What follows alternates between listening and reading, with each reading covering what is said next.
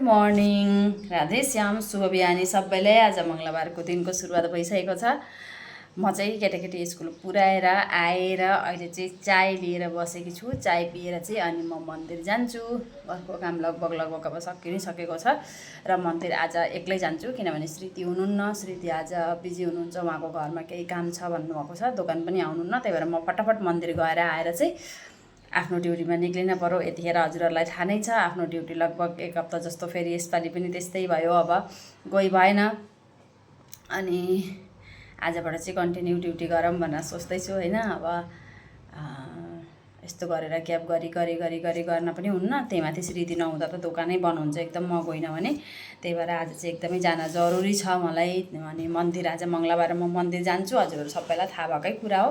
र मन्दिर चाहिँ पहिला गएर आइहाल्छु। श्रीति नआउने भएपछि मलाई उहाँलाई पर्खिन पनि परेन।